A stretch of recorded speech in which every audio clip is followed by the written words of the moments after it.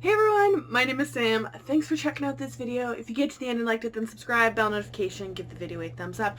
We are going to ignore the giant fire hazard that this is because I just want to finish the candle. It's almost done and it smells really good. Yeah, this month's TBR. Oh, we're also ignoring the hair. This is what I call kind of still styled from yesterday when I got my hair done, that like part of it's just like hella straight now and then some of it's like curled at the bottom and some of it actually stayed curled and I don't know, whatever. Anyway, so November's TBR plans. I did so well in October, so I am gonna be an overambitious hoe and just try and go ham and get like 30 plus books done in the month of November, which part of it being that December I want to basically dedicate the whole month to all the books that I've had on my TBRs in the past year that I ended up not getting to, any arcs that I get on NetGalley, and then trying to finish off any sort of reading challenge prompts that I had for myself, either yearly reading challenges that I made for myself or challenges from the TBR and Beyond year-long reading challenge. So I'm very ambitious this month, but I'm highly optimistic because some of these I'm like beyond excited to read. So like, also, it's winter. I'm Canadian. I'm in hibernation mode. This is when I flourish. So, these are the books that I'm hoping to get to in the month of November. We are starting off strong, and it's easily going to be the first book that I read this month. Hollowpox by Jessica Townsend. This is the third book in the Morgan Crow. We're just calling it a series now because I think she said she originally had plans for 9 books. I think 6 are contracted now.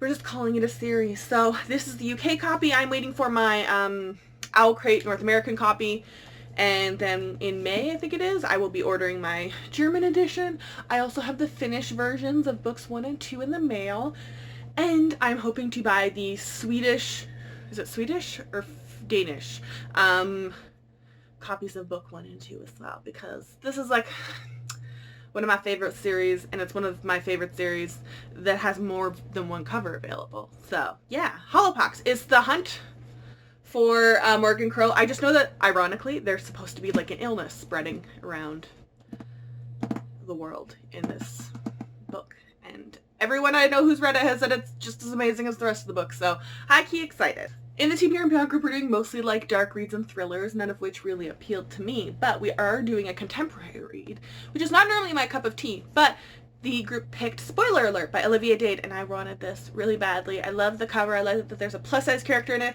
I love that there's like fandom culture in it. I know there's other like YA books that kind of touch on that, like the Geekerella series, everything like that, but YA contemporary romances don't seem to like do much for me. But this is an adult romance, and I know there's supposed to be some spicy scenes in here, and I just love the cover. Honestly, the bright blue and the characters just look just really cute. I think one's like an author or of a fan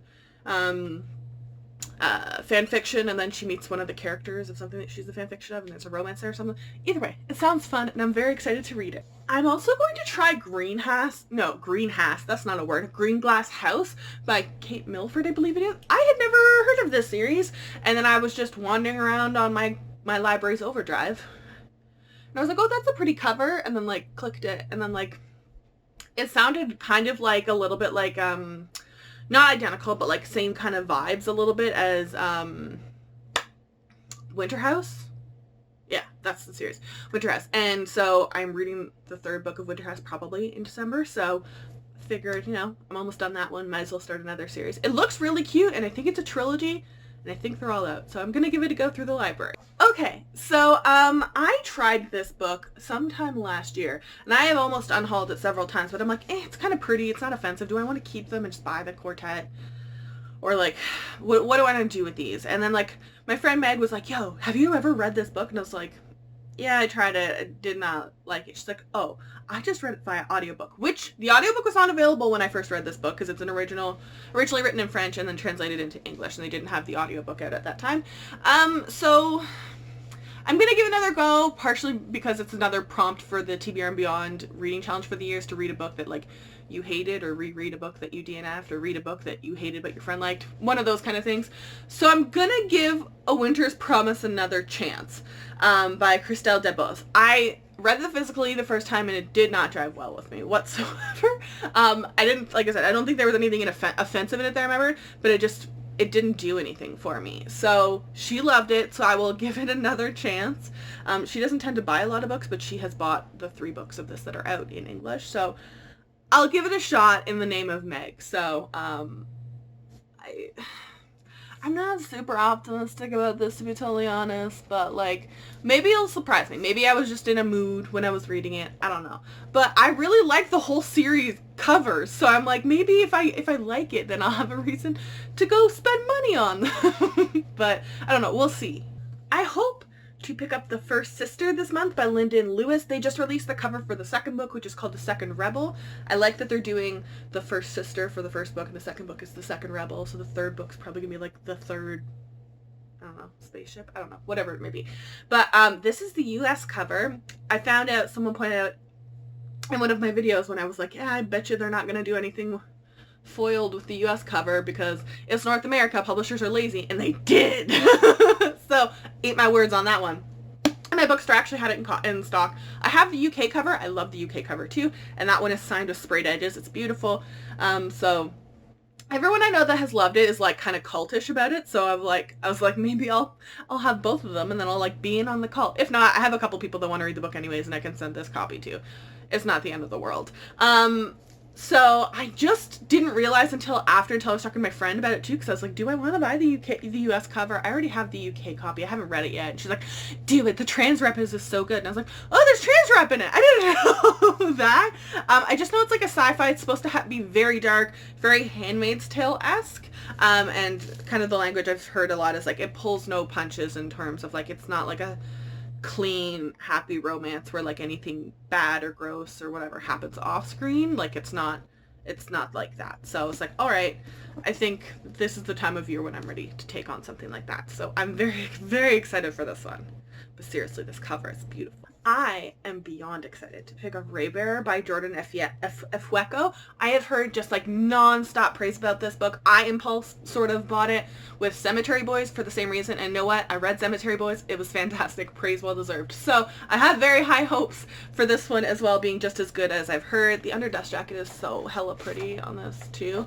But it sounds very cool. It's also debut work by a Black author. I know as well, she got, and it came out during the pandemic, she got Zoom bombed by a bunch of racists when she was trying to promote the book too, which is like a whole level of fucked up as a human being you have to be to do that.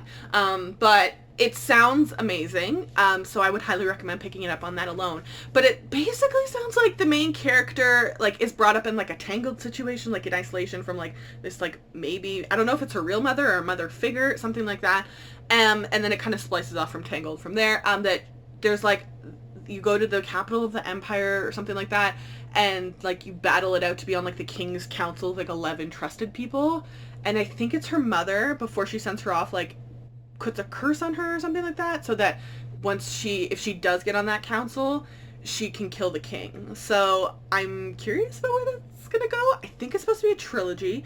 I just am very super excited about this. All I've heard from a lot of people is that it's like a breath of fresh air in the YA realm, which, if you've ever been on my channel, I have been asking for desperately. And it's also burned by Heidi Heelig. So I had a little bit issue with Heidi Heelig, how she acts on social media sometimes. So I didn't read her last trilogy, and I don't know where I stand on her.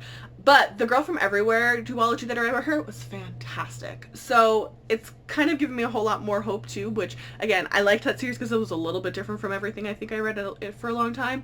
So I'm really hoping that that's like another good sign. So I hope I love it. I am super eager to be picking up The Space Between Worlds by Micaiah. I'm not totally sure how you say her first name. Micaiah Johnson.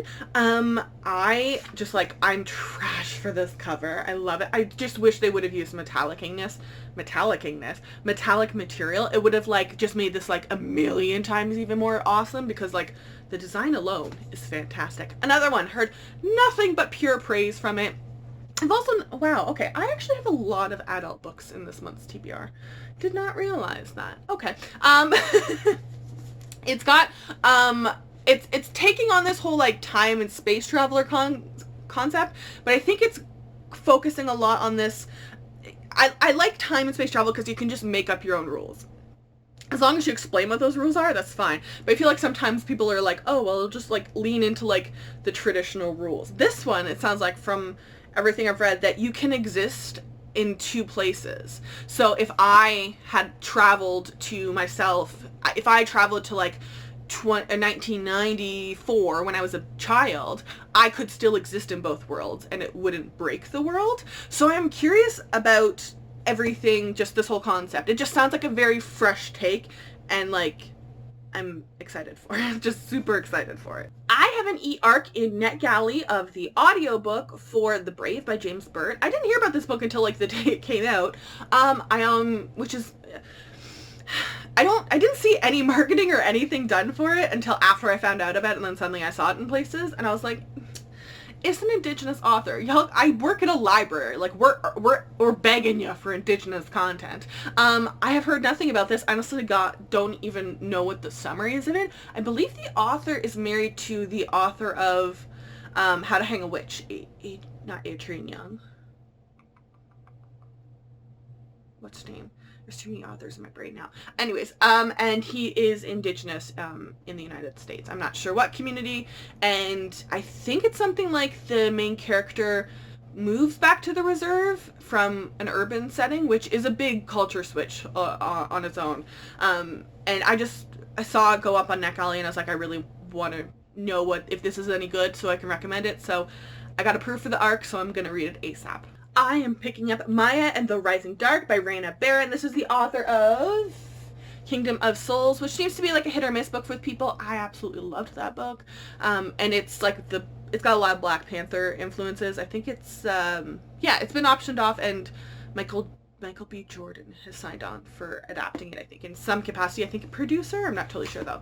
But this is her middle grade series. I love the cover of this book so much. At first, I was like, if they plain print this, it's going to potentially not look great. But it's on glossy, and it's really nice, and then the text is lifted. It's supposed to be a trilogy, from what I understand.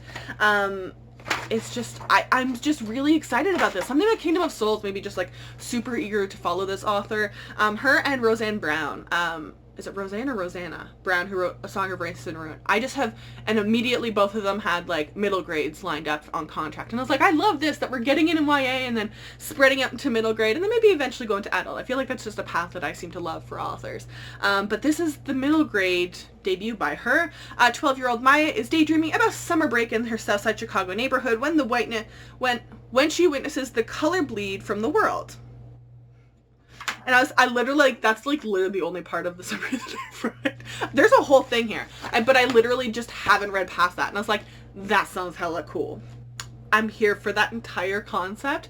And we'll see, you know, what she does with it and how it expands into 3 books. I was so incredibly lucky. The TBR and Beyond group is doing, or not the TBR and Beyond group, the TBR and Beyond book tour company is doing the campaign for Master of One. And there were a few arcs available, and I was lucky enough that I got one. So I am so excited about this. I've heard that the amount of people that my friend who runs the company was telling me that signed up for the arc as soon as the sign up went up was just insane. It's supposed to have tons of queer rep from the sounds of it. Welcome to the Queen City, a terrible place to live and an excellent place to die. Rags is a thief. Rags is a talented thief, but stealing relics from the Fae, that's something else entirely. Especially when the relic he's after turns out to be a Fae himself. A distractingly handsome, annoyingly perfect ancient Fae prince called Shining Talon. Good thing Rags can think on his toes, because it's only going to get stranger from there. And Six of Crows is meets the Cruel Prince. I've seen that pitched all over the place, which the summary of that sounds like it's pretty like, yeah, that's very Six of Crows, Cruel Kingdom-esque. I didn't love the not Cruel Kingdom, the Cruel Prince. I shouldn't say that. I didn't adore the Cruel Prince the way that people like have a cult around that. I've seen people like shrines in their bedrooms to that series. But it's a good book. Six of Crows, like I just adore that series. So I'm super curious to see how that's going to go. I'm also always looking for books written by more than one author. I feel like I steered away from that for so long growing up because I read one bad book by a book that I read one bad book that had more than one author, and I was like, oh, I hate it. And then I picked up My Lady Jane, and then I picked up Illuminae. I'm like, oh, you can do it well. Like, what was I thinking? So it's also a chunker of one. So I think this is one that I'm probably going to start at the beginning of the month and just read a couple chapters each night when I finish whatever book I'm finishing that day. If I'm listening to the audiobook for The Brave by James Bird, finish that, and then before bed, maybe read 1 or 2 chapters, since it's an arc. Another arc that I just impulse requested on NetGalley, Premeditated Myrtle. This is a middle grade. I am, if you haven't been able to tell, I am utter trash for books where kids are detectives. I don't know why. Maybe it's because, like, I was a little bit, like, I don't know. When I looked at me as a kid, I'm like, you know, I was someone who leaned heavy as a kid into, like, the Addams Family, Coraline, Dear Canada series, which is, like, I don't know, did you guys had Dear America, I think, right? Dear Canada's still publishing in Canada. And, like, lots of people died in those books. It wasn't necessarily, like, war gory, like, on script, but, like, there's a lot of, like, messed up shit when I look back. I'm like, why did my parents let me read that stuff? And then when people tried to get me to read, like, the Babysitter's Club, I was like, no, that's stupid. I don't like that. So, I don't know, maybe, like, that's why I loved Mr. Max, that first book in that series, which was so cute. Curiosity House, lots of murder, those poor kids. And they're kind of detective-y. Like, I have a particular interest in, like, kids doing stuff on their own, maybe because I was a relatively independent kid, I think. So, like, I don't know. There's just some reason I saw this and I was like, this sounds so cool. I'm also been, like, more piqued even more in this because of the Enola Holmes books, that the film adaptation came out. I watched it. I absolutely loved it. I think I've watched it 3 times now. And so those are books that I want to eventually get onto as well because I had never heard of them. So this is just one that popped up on there and I was like, oh, this is probably going to itch that scratch I have right now. So it looks adorable, and I think the second book has come out or is about to come out. So I have a couple books if I love this to keep going on. So this is a book I'm hoping to get to this month. If I end up running out of time, this will be one that I push to December. Blood Heir. I want to do a reread of Blood Heir by Amelia Wenzhou. I don't know, the next book is coming out like March, I think, so it's actually not super far away. I just feel like a lot of this book, when I read it, like, didn't stick in my brain. And so we read it as a group read in the TBR and Beyond group, and I never ended up, I think, rereading it for that. So this has just been sitting on my shelf, and I was like, look at the weather, bro, look at the cover. There. So if I don't have enough time in November, this would have gone in my December TBR, so this will stick till the end of the month, I think, and just get folded into December if I can't get to it this month. I am so beyond excited. I'm going to be picking up Hair of the Ninth by Tamsin Muir. I just read Gideon the Ninth the other month, didn't I?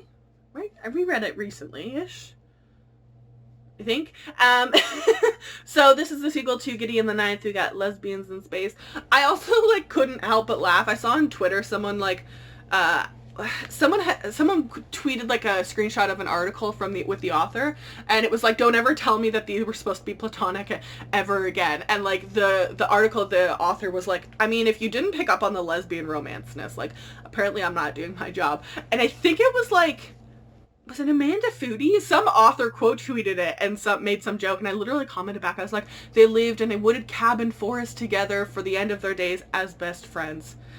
We don't know why they shared a bed. They were just best friends. You know how we love to do that in history of, like, and they died in their arms. It was a totally platonic relationship. They never showed any interest in men, and they lived alone in a cottage in the middle of nowhere together, and built a life together. But it was, like, high-key totally platonic, because we know, like, what else would there be? So this is the sequel. I honestly haven't read the summary to it. I want to read it. Is Hair of the Night.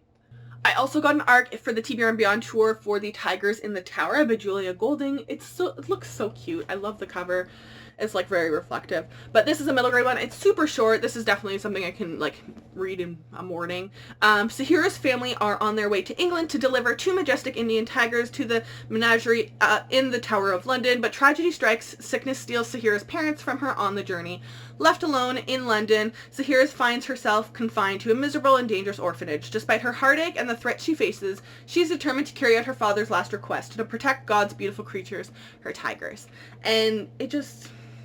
that whole sounds, like, very heartwarming. So maybe I'll read it after, like, one of the dark, depressing books. I'm going to read The Last Uncharted Sky because my library got it in stock, and I'm sorry, but whoever the fuck prices the books of this series is out of their goddamn minds. like, what do you, I dare you to go on Indigo Canada and, like, look up the Curtis Craddock series. I don't know who's, like, calculating what they paid him as an author to try and I don't know where these prices are coming from.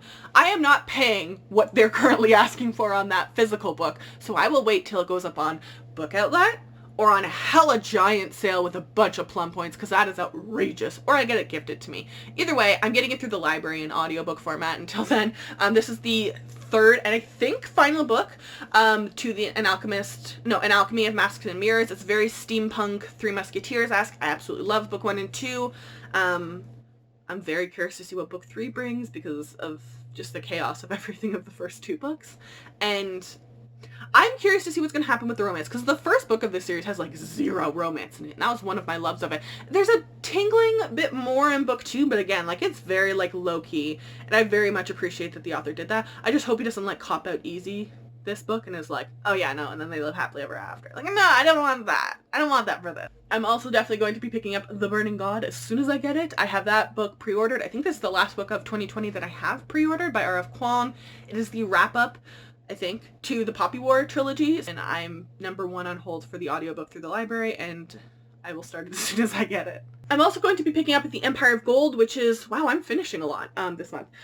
That's The Empire of Gold by S.A. Chakrabarty. That is the last book of the, I think it's Deve, the Deve Bad trilogy. So I pre-ordered the paperback copy because it went on sale with bonus plum points through Indigo, and then, like, they just haven't released it in paperback, so they canceled my pre-order, and all they have is the hardcover out right now. So I was like, fuck it, I'll just wait for that. I'm just gonna get it through the library then for the audiobook. So I've waited for like 4 months for the audiobook, and it is finally in my library account. So I will be definitely picking up The Empire of Gold very early on in the month. I'm very excited. And I feel like it's a weird time too that I'm like, I'm excited for the end of that trilogy. It's an amazing trilogy. But I'm excited because the author has on contract. It's supposed to come out next year. I haven't seen any news on updated that, so maybe it'll get pushed a little bit. But I think it was pitched as Sinbad meets Ocean's 11, and I was like, now that is a concept. Tell me more. So I'm waiting to see if they like put up a full summary or like a cover reveal or something soon. But I'm excited for just everything this author has going forward. I also have The Evercruel Kingdom by Rich Pecco pre-ordered. I have tried a couple works by this author since I read The Never Tilting World. I absolutely adore The Never Tilting World. That is one of the best books that I've read this year. Didn't adore any of the other stuff I've read by her, but I have like hella high hopes for this. I have it pre-ordered. Even if it's like the exception to me maybe not liking the rest of her work as much. I don't hate it, just not as much. I'm fine with that. Absolutely love The Never Tilting World. Hella high expectations for the sequel, and I cannot wait to get it in my mittens. I am hesitantly reading Deal with the Devil by Kit Rocha. I didn't really hear a ton about this. I just knew it was Mercenary Librarians. It was pitched at a bunch of like work reading advisory webinars and everything from publishers. So I was like, well, I'm obviously gonna buy it. Anything with libraries or archives or museums as a setting, I'm trash for. And then I got it, and then my new manager, our new director, left a sticky note on it saying like, hey, can I read this when you're done? And I went back and I was like, yo, I'm not gonna read this till November. Do you want to read it now? And she's like, sure. And she read it on the week and came back. She's like, it was okay. And I was like, nah, damn it. So I hope it's great. She says it leans in into a lot of cliches. So I don't know if that's good or bad. It's pitches Orphan Black meets the Avengers in like in a post-apocalyptic situation.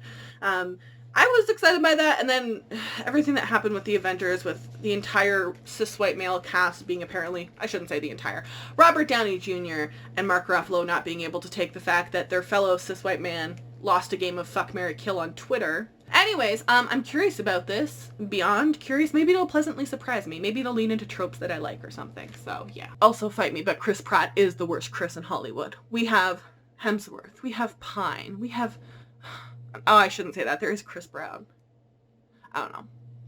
Yeah, Chris Brown's probably worse. But Chris Pratt, you down there, man. Like, I am hoping to pick up Master of Poisons this month by Andrea Hairston. I haven't heard anything about this. It just randomly got, like, last minute added to, like, some sheet of recommendations in like in a publisher webinar, and I don't think they actually spoke about this book either. It was just on there like, if you think this book is of interest, maybe look at these, and like just like a footnote of other books coming out that they're not really marketing. But this was on there. The world is changing. Poison desert eats good farmland. Once sweet water turns foul. The wind blows and sadness across the empire.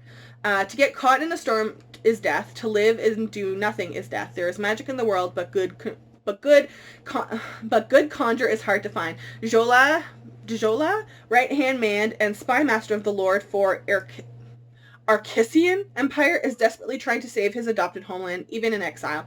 Awa, a young woman training to be a powerful griot, tests the limits of her knowledge and comes into her own in a world of sorcery, floating cities, kindly beasts, and uncertain men. It sounds very cool. I've just heard nothing about it, so I don't know if like it's just like an exciting summary that doesn't follow through, or like maybe it's just because it's a Black author and we don't market them as much as we should. I don't know. Either way, I'm very excited about this one. Anything with poisons, it's caught my interest. I'm hoping to get to Battleborn by Amy Kaufman this month. This is another one that if I don't get to it, if I don't have enough time this month in November, it will fold into my December for sure. This is one I've been trying to get to off and on, but I didn't buy the physical copy because they haven't had it in store anywhere. I don't know why. It annoys the shit out of me, and then I put it on my Christmas list, so I'll wait and see if I get it for Christmas. But either way, my library got the audiobook copy, so I have that in my library account, and I'm excited to wrap up another trilogy. I feel like I've wrapped up a lot of trilogies this year. Maybe have they been publishing? Maybe that's just how things have fallen, that a lot of wrap-ups have published this year. Alaso by Darcy Little Badger. I have waited like months for this. Honestly, I will buy it likely, especially when I saw that they have a design on the underdust jacket of like wolves running across it. But honestly, I wanted to make sure our library's got it. I put a hold in to make sure that the library usage gets it, because we need to have these books in the library. I think it's set in like a dystopian future America. It's from an indigenous author. I'm not sure. Oh, I guess it would probably say on the back. She's an enrolled member of the Lipan Apache tribe in Texas. And it's her debut work. But I also believe it's supposed to have asexual representation in there. There is some sort of queer representation in there. I remember this vividly because I was like, oh shit, like marked down definitely to buy digital copies for a library. So dystopians, I feel like I've been a little bit more interested in, that as long as they get creative, something like Ring Shout, that's like really, well, that's alt history, but still like very creative dystopian. So I was just hella interested. The cover is just absolutely beautiful. As soon as I saw that they had a little bit of like reflection foiling on the title, it is laminated for the library, but the title itself has that.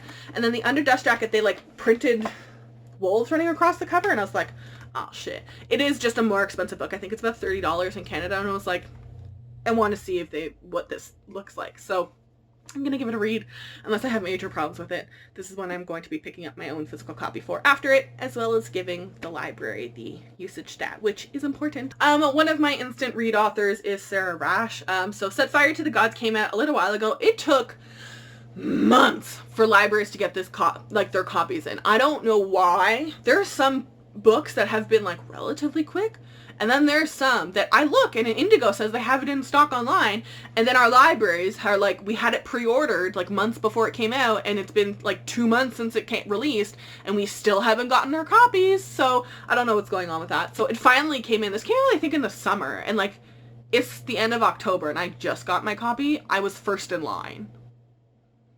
What is happening? I've never actually read anything by Kristen Simmons, the other author of this, so I'm curious. But Sarah Rash has these Rebel Wave series, which I like, and then she has the Snow Like Ashes series, which I adore. So I'm curious about this. I honestly don't really pay attention to the reviews for any of Sarah Rash's content because I like her stuff.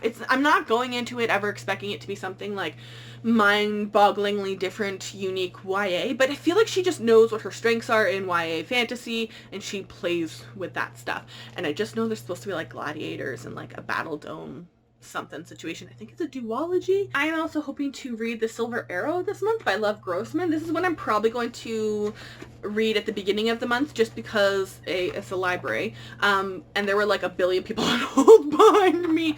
I just found out about it and then I think it suddenly got promoted somewhere, and then all of a sudden everyone wanted to borrow it. And they had it in stock in my bookstore too, which means it's promoted somewhere. They don't put anything in our bookstore that's not like a Harry Potter or being picked as like, it has to be being picked as like their staff pick of the month or the Reese Witherspoon book or whatever. It has to be picked for something, or they think it's going to lean into like a Roald Dahl kind of audience. That seems to be what really sells. Well, shouldn't say that. That seems to be what they stock the store up here with. I don't know if this got picked in a book box or something, but I saw this somewhere on my social media and it stopped me in my track. Ava Evergreen, Semi-Magical Witch. Because look at the cover and tell me that does not look like Kiki's Delivery Service.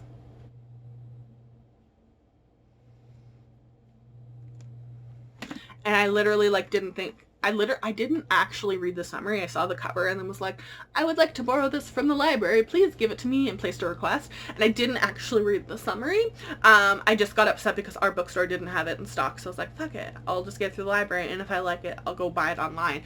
And then literally at the bottom it says, this enchanting fantasy in which a young witch must pass coming of age quest or risk losing her magic forever is perfect for fans of Kiki's Delivery Service. And I was like, I have been beyond interested in this since the cover reveal, and I was like, I'll watch. If my bookstore has it, it's a sign that I should get it.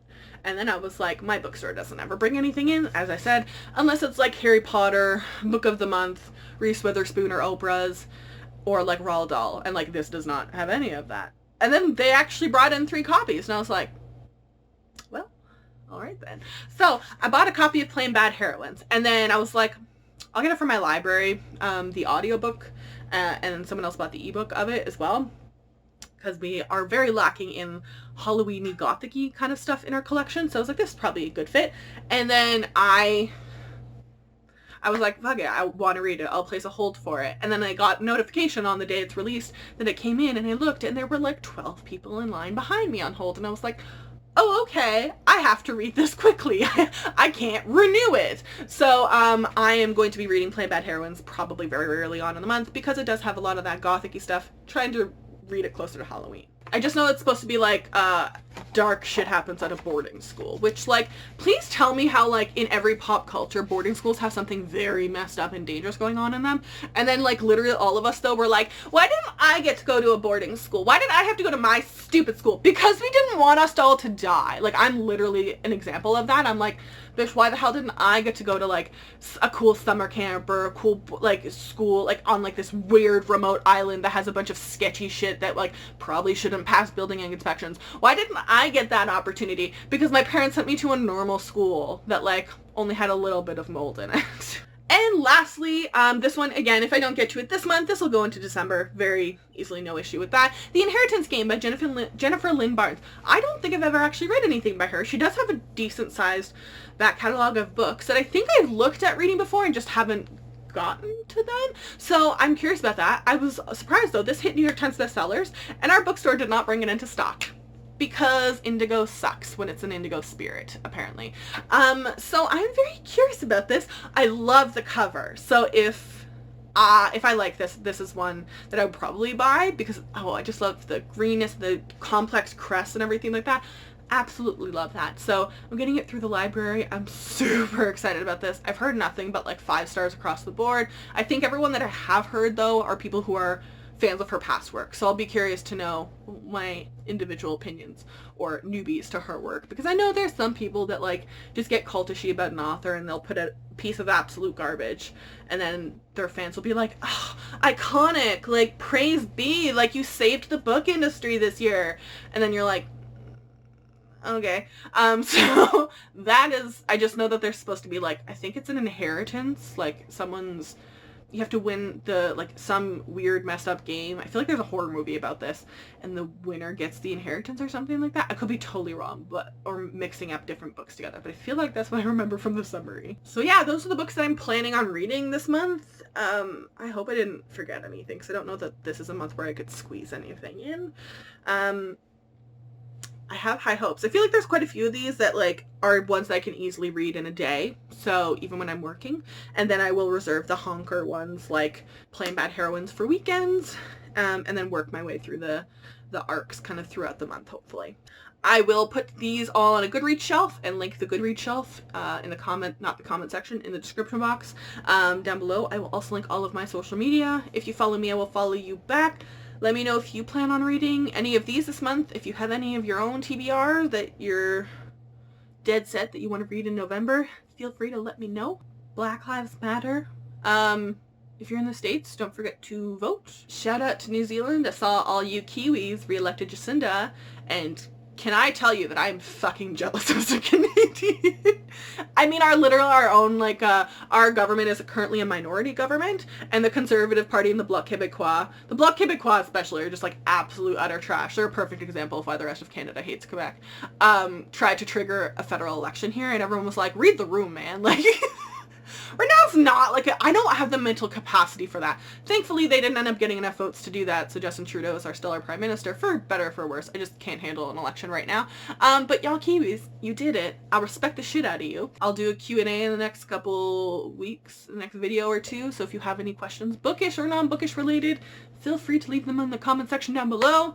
I think that's everything. Have a wonderful day and enjoy the snow wherever you are. I've had it for like a month, so I hope I'm sending it your way now, because I am very jealous whenever people send me pictures of themselves on boats and I'm like, haha, our lakes are frozen.